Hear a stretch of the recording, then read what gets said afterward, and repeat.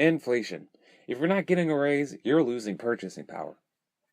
Today, let's take a closer look at the minimum wage and prove that it shouldn't be raised. It has to be raised, more often than we seem to be doing. This is the Liberal Mathematician. Let's go look at the math.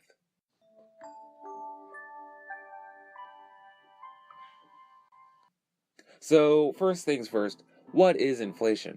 As a first example, let's consider Donald Trump. He seems to have an inflation problem.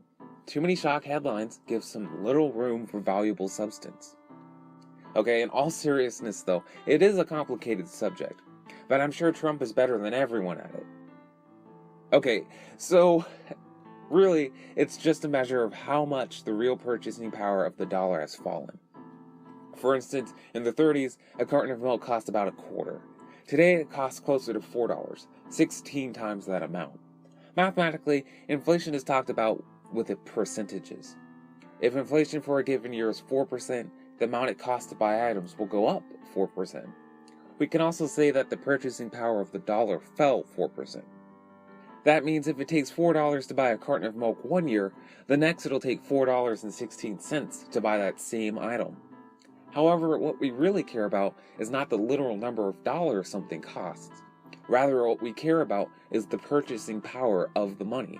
Once we measure for inflation, we can talk about the purchasing power of money in the past in terms of today's money. This is called adjusting for inflation. The formula is actually quite simple. You simply multiply the unadjusted amount of money by the inflation rate plus 1. This is the inflation adjustment equation. Measuring inflation is a little bit more subtle. For our purposes, we'll use a commonly used metric known as the Consumer Price Index, or CPI. The CPI measures the change in costs that urban consumers pay for a wide variety of items, like food, clothing, and housing.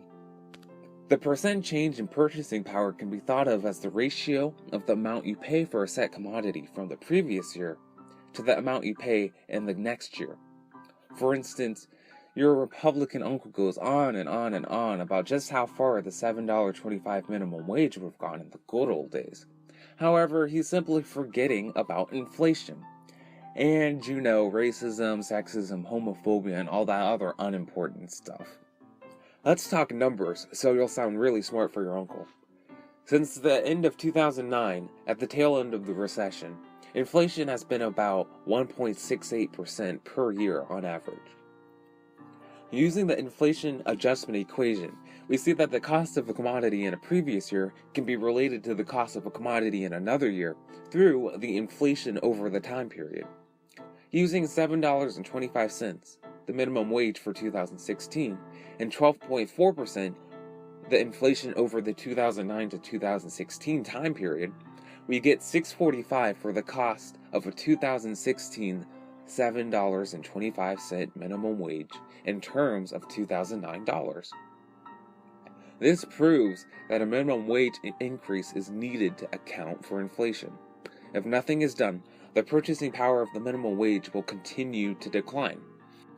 In other words, to ensure that workers can buy the same amount of things every year, the minimum wage must increase. Given the assumption that a minimum wage worker should be able to maintain or improve their style of living year to year, the liberal position that the minimum wage needs to be raised is proven. In this case, the minimum wage needs to be raised to at least $8.15 to simply maintain the living standard of minimum wage workers.